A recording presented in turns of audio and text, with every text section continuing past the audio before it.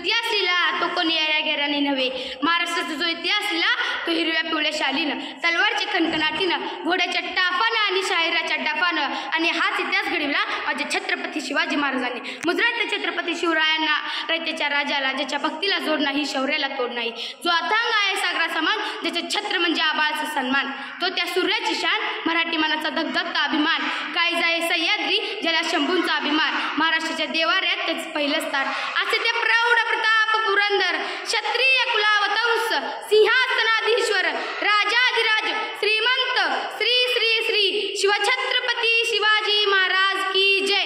बंदुकीच्या जोरावर आणि हंटरच्या धाकावर, बंदुकीच्या जोरावर आणि हंटरच्या धाकावर मी अनेक वाघांना माणसाप्रमाणे जगायला शिकवणारी माणसं बघितली, परंतु बंदुकीच्या जोराशिवाय आणि हंटरच्या धाकाशिवाय इथल्याच माणसांना वाघासारखं जगायला शिकवणारं एकच वाघ बघितला, आणि ते म्हणजे छत्रपती शिवाजी महाराज. आज आपण ज्या महाराष्ट्रामध्ये राहत आहोत तो महाराष्ट्र म्हणजे काय? तो महाराष्ट्र म्हणजे शिवरायांच्या विचारांचा, जिजाऊंच्या संस्कारांचा, शंभूंच्या पराक्रमाचा साक्षीदार म्हणजे माझा महाराष्ट्र. कष्टकरी शेतकऱ्यांचा, दिनदलितांचा आणि 105 आत्माच्या बलिदानाचा, आणि त्या दिल्लीच्या तख्तालाही घाम पुन्हा जिगरबाज माझ्या मावळ्यांचा महाराष्ट्र, जिगरबाज माझ्या मावळ्यांचा महाराष्ट्र. आणि या महाराष्ट्राच्या मातीत 19 फेब्रुवारी 1630 रोजी एका रत्नाचा जन्म झाला, आणि ते म्हणजे छत्रपती शिवाजी महाराज. छत्रपती शिवाजी महाराजांनी त्यांच्या आयुष्यामध्ये नेहमी वस्तू वापरल्या आणि माणसं जपली, परंतु आपण मात्र वस्तू जपतो आणि माणसं वापरतो. छत्रपती शिवाजी महाराजांनी भारताचा सुवर्णक्षर आणि इतिहास लिहिला. त्यांच्या इथली प्रत्येक गोष्ट आपल्या मनात ठासून भरलेली आहे.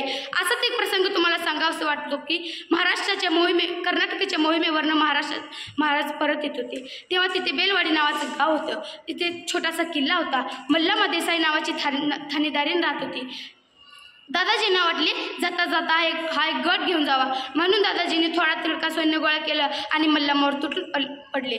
परंतु मल्लामा ही जिद्दीची चिकाटीची, तिने मावळ्यावर प्रहार केला आणि मावळ्यांचा तिथे पराभव झाला. दादाजींना वाटले एका बाईच्या हातनं मावळ्यांचा पराभव होणे शक्य नाही, म्हणून दादाजींनी अजून सैन्य गोळा केले आणि मल्लामावर तुटून पडले. परंतु मल्लामाचा आता पराभव होता. तेव्हा दादाजींनी ठरवलं की मल्लामाला कैद करायचं आणि महाराजांपुढे उभे करायचे. जेव्हा तिला दरबारात उभे केले गेले तेव्हा तिला वाटले जसा प्रत्येक राजा आपल्या गुन्हेगाराला शिक्षा देतो, तसा हाही राजा मला आणि माझ्या बाळाला मारून टाकणार. तेव्हा ती महाराजांपुढे गेली, नतमस्तक झाली आणि म्हणाली, राजा मी तुमची गुन्हेगार आहे. राजा जी काही शिक्षा द्यायची असेल ती मला द्या, यात माझ्या छोट्या बाळाचा काहीही दोष नाही. हे ऐकून महाराजांनी स्मितहास्य केला, चिकनीसला इशारा केला. चिकनीस आत गेला, दुधाची वाटी घेऊन बाहेर आला. त्या मल्लामा देसाईच्या मुलाला महाराजांनी उचलला, आपल्या मांडीवर ठेवलं आणि त्या दुधाच्या वाटीतून त्या चमच्याने त्या बाळाला दूध पाजलं आणि म्हणाले, हा जो आमच्या मांडीवर दिसत आहे ना, हा आमचा भाचा आहे. अहो म्हणजे तुम्ही आमच्या भगिनी झाला. कोणता भाऊ आपल्या बहिणीचं राज्य बळकावून घेतो? अहो दादाजी, बहिणीचं राज्य घ्यायचं नसतं तर बहिणीला राज्य द्यायचं असं त्याही काळात माझ्या शिवरायानं त्या मल्लामा देसाईचं राज्य परत केलं. त्याहूनही तिला बांगडी चोळी देऊन तिच्या राज्यात तिला परत पाठवलं गेलं. अहो म्हणून तरी मला असं वाटतं ते छत्रपती शिवाजी महाराजांनी केलं ते जगानं कधीच केलं नाही, ते जगानं केलं ते छत्रपती शिवाजी महाराजांनी कधीच केलं नाही. म्हणून आज जगाला छत्रपती शिवाजी महाराजांपुढे झुकावायला लागले. छत्रपती शिवाजी महाराजांनी त्यांच्या आयुष्यामध्ये नेहमी स्त्रियांचा आदर केला. जी कोण स्त्री किंवा मुलगी मला ऐकत आहे तिला एवढंच सांगावंसं वाटतं, अगं तलवारीपेक्षा तीक्ष्ण या तुझ्या नजरेची धार आहे. अगं तलवारीपेक्षा तीक्ष्ण या तुझ्या नजरेची धार आहे. महाराष्ट्राची वाघीण तू भवानी चव्हाण. अगं भगव्याची रक्षणी तू स्वराज्याची तू मेक आहे. अगं भगव्याची रक्षणी तू स्वराज्याची तू मेक आहे.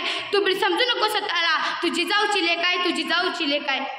आता एवढे वर्ष झाले, अलीकडच्या काळाचा एक प्रसंग तुम्हाला सांगावंसं वाटतो. इटलीचे पंतप्रधान भारत भेटीसाठी आले होते. तेव्हा काही गाईड्स त्यांना प्रश्न विचारला, तुम्हाला प्रेमाचं प्रतीक असणारं गोल्डन टेम्पल ताजमहल बघायचं की सोन्याचं प्रतीक असणारं गोल्डन टेम्पल बघायचं? तेव्हा इटलीचे पंतप्रधान म्हणाले, तुमचं प्रेमाचं प्रतीक असणारं गोल्डन टेम्पल, प्रेमाचं प्रतीक असणारं ताजमहलही नको आणि सोन्याचं प्रतीक असणारं गोल्डन टेम्पलही नको. माझ्या देशाच्या राजाचा इतिहास शिकवला जातो ना, त्या राजाचं मला रायगड बघायचा आहे. तेव्हा सर्व काही त्यांना रायगड बघण्यासाठी घेऊन गेले. म्हणून तुम्हाला सांगावंसं वाटतं, तुम्ही जगाच्या पाठीवर कोठेही गेला तर तुम्हाला कोणी विचारलं तुम्ही कोठून आले आहात तर अभिमानानं सांगा. मरणालाही लाजवलं आणि आलेल्या मरणाला देखील जगायला शिकवलं. असं छत्रपती शिवाजी आणि छत्रपती संभाजी महाराजांच्या भूमीवरून आलेलो आहोत. अहो म्हणून तरी म्हणावंसं वाटतं, ज्या मातीत जन्मलं त्या मातीचा रंग सावळा. अहो ज्या मातीत जन्मलं त्या मातीचा रंग सावळा. छातीत ठोकून सांगतो, मी शिवाचा मावळा, शिवाचा मावळा. जाता जाता एवढेच म्हणायचे वाटते की देवाकडे एक फूल मागितलं तर देवाने अख्खी बागच दिली. देवाकडे पिण्यासाठी पाणी मागितलं तर देवाने अख्खा समुद्र दिला. देवाकडे राहण्यासाठी घर मागितलं तर देवाने अख्खा राजवाडा दिला. परंतु देवाकडेच देव मागितला तेव्हा त्याने छत्रपती शिवाजी महाराजांसारखा देव माणूस दिला. छत्रपती शिवाजी महाराजांसारखा देव माणूस दिला. जय भवानी, जय शिव.